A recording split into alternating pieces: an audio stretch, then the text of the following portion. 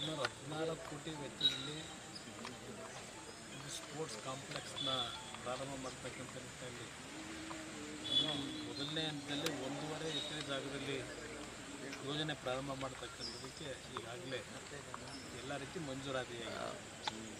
ಕೇಂದ್ರ ಸರ್ಕಾರವು 14 ಕೋಟಿ ಹಣ ಈ ಒಂದು ಖೇಲೋ ಇಂಡಿಯಾಗೆ ಬಿಡುಗಡೆ ಮಾಡಿದ್ದಾರೆ.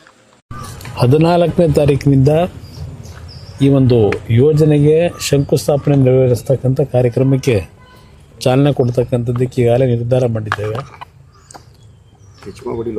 ಅದರ ಜೊತೆಗೆ ಇನ್ನೂ ಹೆಚ್ಚುವರಿಯಾಗಿ ಮುಂದಿನ ದಿನಗಳಲ್ಲಿ ಸ್ವಲ್ಪ ಹೆಚ್ಚಿನ ಒಂದು ಜಾಗವನ್ನು ಗುರುತಿಸಿ ಅತ್ಯಂತ ಸುಸಜ್ಜಿತವಾದಂಥ ಗ್ರಾಮೀಣ ಪ್ರದೇಶದ ಮಕ್ಕಳಿಗೆ ಕ್ರೀಡೆಯಲ್ಲಿ ದೊಡ್ಡ ಮಟ್ಟದ ಪ್ರೋತ್ಸಾಹ ಕೊಡ್ತಕ್ಕಂಥ ನಿಟ್ಟಿನಲ್ಲಿ ಹಾಸ್ಟೆಲ್ಗಳಿರ್ಬೋದು, ಟ್ರೈನಿಂಗ್ ಕೊಡ್ತಕ್ಕಂಥ ವ್ಯವಸ್ಥೆಗಳಿರ್ಬೋದು, ತರಬೇತಿ ಕೊಡ್ತಕ್ಕಂಥದ್ದು ಹೀಗೆ ಹಲವಾರು ರೀತಿಯಲ್ಲಿ ಇಲ್ಲಿ ಒಂದು ಸುಸಜ್ಜಿತವಾದಂಥ ಕ್ರೀಡಾಂಗಣ ಆಗಬೇಕು ಅಂತಕ್ಕಂಥದ್ದನ್ನು ನಾವು ಬಯಸಿ ಈ ಒಂದು ಕಾರ್ಯಕ್ರಮಕ್ಕೆ ಚಾಲನೆ ಕೊಡ್ತೀವಿ. ಲ್ಯಾಂಡ್ ಯಾವುದು, ಜೊತೆಗೆ ಎಷ್ಟು ಎಕರೆ? ಇದೇ ಲ್ಯಾಂಡ್ ಈಗ ನಿಂತಿದ್ದೇವೆ, ಇದೇ ಲ್ಯಾಂಡ್ನ ಈಗ ಪ್ರೈವೇಟ್ ಲ್ಯಾಂಡ್ ಅಲ್ಲ ಇದು ನಮ್ಮ VC ಫಾರಮ್ನಿಂದ ಇವತ್ತು ಅಲಾಟ್ ಆಗಿದೆ.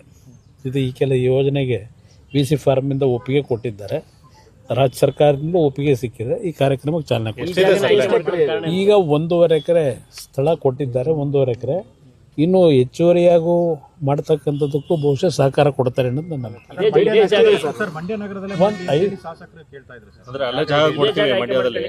ನಾನು ಹಲವಾರು ಬಾರಿ ಕೇಳಿ ಅಲ್ಲಿ ಯಾವುದೋ ಜಾಗ ಇಲ್ಲ ಅಂತ ಹೇಳೋದ ಮೇಲೆ ಇಲ್ಲಿ ಮಾಡ್ತಾ ಇದ್ದೇವೆ. ಒಟ್ಟಾರೆ ಮಂಡ್ಯ ಜಿಲ್ಲೆಯಲ್ಲೇ ಇರುತ್ತಲ್ಲ, ಬೇರೆ ಎಲ್ಲೂ ಹೋಗಲ್ವಲ್ಲ, ಮಂಡ್ಯ ಜಿಲ್ಲೆಯಲ್ಲೇ ಇರುತ್ತಲ್ಲ. ನನಗೆ ಒಟ್ಟಾರೆ ಒಂದು 5 ಎಕರೆ ಪ್ರದೇಶ ಬೇಕು. ಇದು ಮುಂದಿನ ದಿನಗಳಲ್ಲಿ 5 ಎಕರೆಗೆ ವಿಸ್ತರಣೆ ಮಾಡತಕ್ಕಂಥದ್ದಕ್ಕೂ ನಮ್ಮ ಒಂದು ಯೋಜನೆ ಇಟ್ಕೊಂಡಿರ್ತಕ್ಕಂಥದ್ದೇನಿದೆ ಆ ದೃಷ್ಟಿಯಿಂದ ಇವತ್ತಿನ ಗುರುತಿಸಿದೆ. ಮಂಡ್ಯದಲ್ಲಿ ಎಲ್ಲೋ 5 ಎಕರೆ ಸಿಗ್ತಕ್ಕಂಥ ಜಾಗ ಇಲ್ಲ. ಆ ಹಿನ್ನೆಲೆಯಲ್ಲಿ ಒಂದು ಅವಕಾಶಗಳಿದೆ, ಏನು ತೊಂದರೆ ಇಲ್ಲ. ಈಗಾಗಲೇ ಆ ಕಡೆ ಸ್ಟೇಡಿಯಂ ಇದೆ, ಇಲ್ಲಿಂದ ಆ ಕಡೆ ಇರತಕ್ಕಂಥ ಇದನ್ನೇ ಎಕ್ಸ್ಟೆಂಡ್ ಮಾಡ್ಕೊಳ್ಳಿಕ್ಕೂ ಅವಕಾಶಗಳಿದೆ. ಇದು ಸೂಕ್ತವಾದ ಜಾಗ ಅಂತ ನಿರ್ಧಾರ ಮಾಡಿದ್ವಿ. ಇಲ್ಲೇ ಬೇರೆ ರಾಜಕೀಯ ಏನಿಲ್ಲ. ದಾಖಲೆ ಬಜೆಟ್ ಮಂಡಿಸಿದ್ದಾರೆ ಸರ್, 17ನೇ ಬಜೆಟ್ ಬಗ್ಗೆ ದಾಖಲೆ ಬಜೆಟ್ಗೇನು ಅದರಲ್ಲೇನು ನೀವು ಇಲ್ಲ ಅಂತ ಹೇಳೋಂಗಿಲ್ಲ. ದಾಖಲೆ ಬಜೆಟ್ ಮಂಡನೆ ಮಾಡಿದ್ದಾರೆ.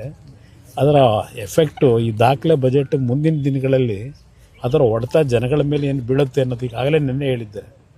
ಯಾವ ಮಟ್ಟದ ಪರಿಣಾಮ ಬೀರುತ್ತೆ, ದುಷ್ಪರಿಣಾಮ ಕಾದು ನೋಡಿದ್ರೆ ಗೊತ್ತಾಗುತ್ತೆ. ದುಷ್ಪರಿಣಾಮ ಅಂದರೆ ಈಗಾಗಲೇ ಹಲವಾರು ಎಕನಾಮಿಕ್ ಅಡ್ವೈಸರ್ಸು ಹೇಳ್ತಾ ಇದ್ದಾರೆ. ಇದು ಮುಂದೆ ಅವರೇನು ಅಂಕಿಅಂಶ ತೋರಿಸಿದಾರಲ್ಲ, ಈಗ ನಮ್ಮ ಫಿಸಿಕಲ್ ರೆಸ್ಪಾನ್ಸಿಬಿಲಿಟಿ ಆ್ಯಕ್ಟ್ ಏನಿದೆ ಅದಕ್ಕೆ ನಾವು 3% ಒಳಗೆ ಇದ್ದೀವಿ ಅಂತ ಇವ್ರು ಹೇಳ್ತಾರೆ.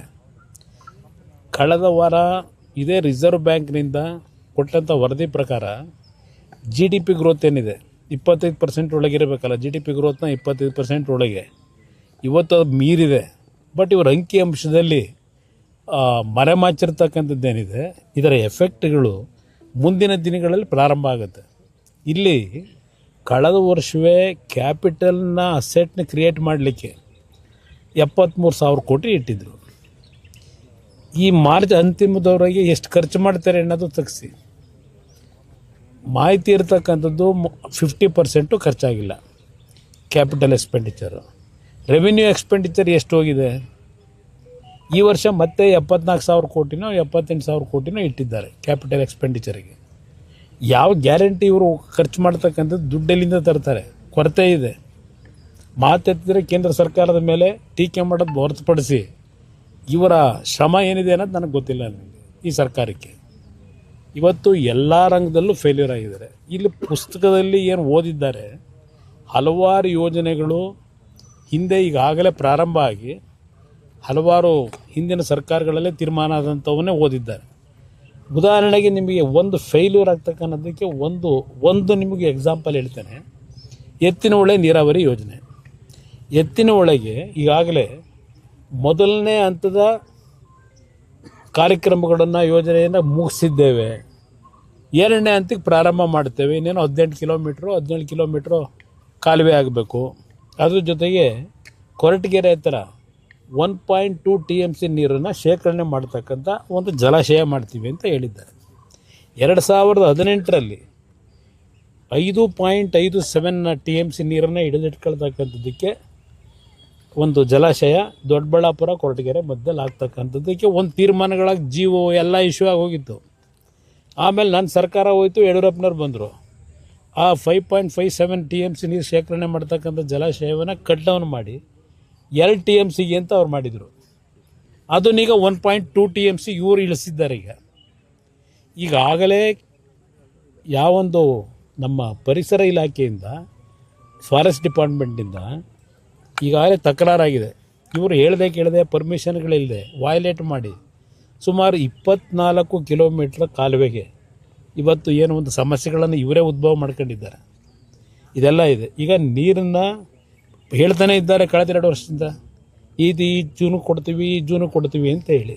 ಇಲ್ಲಿ ಆ ಎತ್ತಿನಹೊಳೆ ಪ್ರಾಜೆಕ್ಟ್ನ ನೀರನ್ನು ಚಿಕ್ಕಬಳ್ಳಾಪುರ ಕೋಲಾರಕ್ಕೆ ತಗೊಂಡು ಹೋಗ್ತಕ್ಕಂಥ ನಿಟ್ಟಿನಲ್ಲಿ ಈಗ 5 TMCಯಿಂದ 1.2 TMC ಇಳಿಸಿರೋದು.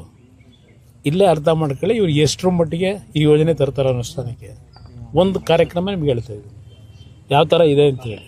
ಹಲವಾರು ನೀರಾವರಿ ಯೋಜನೆಗಳ ವಿಷಯದಲ್ಲಿ ದುಡ್ಡೇ ಇಟ್ಟಿಲ್ಲ, ದುಡ್ಡು ನೀಡದೆ ಸುಮ್ಮನೆ ಘೋಷಣೆ ಮಾಡಿದ್ದಾರೆ. ಅದು ಎಷ್ಟು ದಿವಸ ಆ ಘೋಷಣೆ ಇರಲಿಕ್ಕೆ ಸಾಧ್ಯ? ಭರಪೂರ ಘೋಷಣೆ ಇದೆ, ಅದರಲ್ಲೇನು ಸಂಶಯ ಏನೂ ಇಲ್ಲ.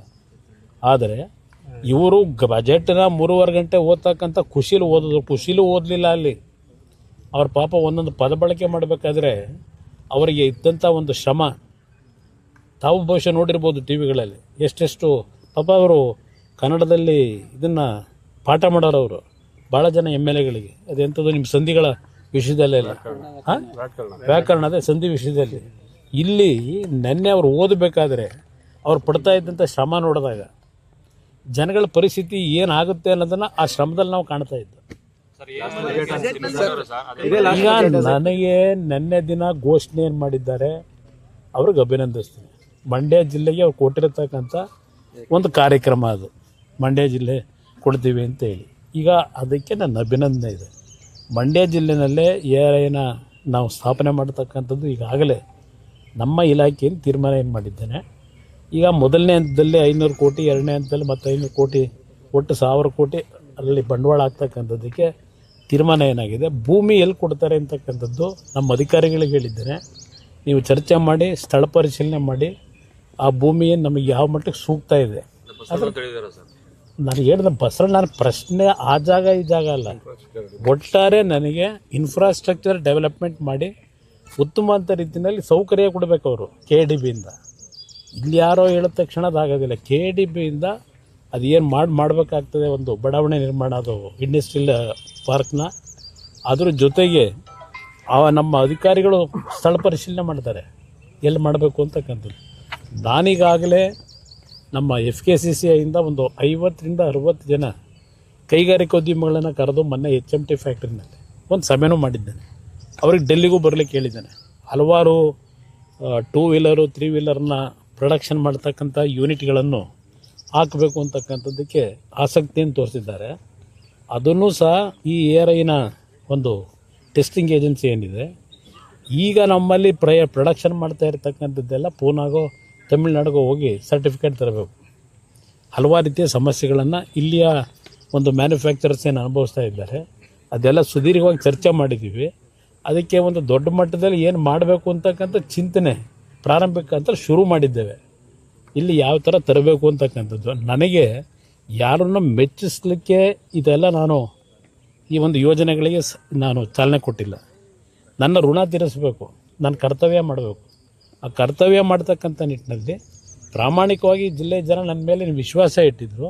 ಆ ವಿಶ್ವಾಸಕ್ಕೆ ಯಾವುದೇ ಧಕ್ಕೆ ಬರದಾರದೆ ಇರ್ತಕ್ಕಂಥ ರೀತಿಯಲ್ಲಿ ಈ ಯೋಜನೆ ಅನುಷ್ಠಾನಕ್ಕೆ ತಂದು ಯುವಕರಿಗೂ ಉದ್ಯೋಗದಲ್ಲಿ ದೊಡ್ಡ ಮಟ್ಟದಲ್ಲಿ ಸಿಗ್ತಕ್ಕಂಥದ್ದಕ್ಕೆ ಒಂದು ಚಾಲನೆ ಬಜೆಟ್ ಹಿಂದೇನು ಕೊಟ್ಟವ್ರು ಇಲ್ಲಿ ಮಂಡ್ಯ ಕೊಟ್ಟಿರೋದೇನು ಕೊಟ್ಟವ್ರು ಅವರು. ಕೊಟ್ಟಿರ್ತಕ್ಕಂಥದ್ದು ಈ ಒಂದು ಘೋಷಣೆ ಇದು ಮಾಡಿದ್ದು ಬಿಟ್ಟರೆ ಯಾವುದು ಅಂತ ಒಂದು ಪ್ರಮುಖವಾದ ಘೋಷಣೆಗಳು ಇಲ್ಲ. ಸರ್, ಮಂಡ್ಯ ಋಣ ತೀರಿಸ್ತೀವಿ ಅಂತ ಹೇಳ್ತೀರಾ, ಆದ್ರೆ ಮದ್ದೂರು ಶಾಸಕರು ಸಾಕಷ್ಟು ಟೀಕೆ ಮಾಡ್ತಾರೆ ಸರ್. ಯಾರು? ಕದ್ಲೂರು ಉದಯ.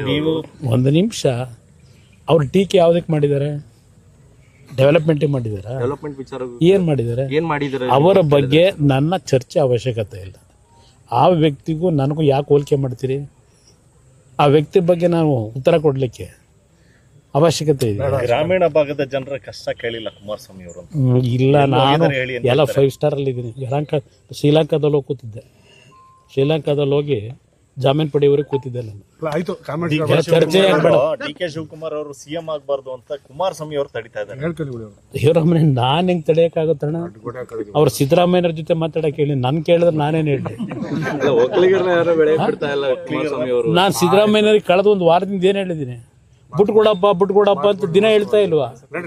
ಯಾಕೆ ತಲೆ ಕೆಡಿಸ್ಕೊಳ್ತೀವಿ? 11 ತಿಂಗಳು LPG ಬೆಲೆ 2 ಬಾರಿ ಹೆಚ್ಚಳ ಆಗಿದೆ.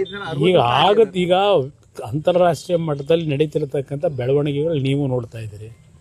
ಅದರ ಹಿನ್ನೆಲೆಯಲ್ಲಿ ಹಲವಾರು ರೀತಿಯಲ್ಲಿ ಹೊರೆ ಇರ್ತಕ್ಕಂಥದ್ದಕ್ಕೆ ತಯಾರಾಗಬೇಕಾಯ್ತದೆ.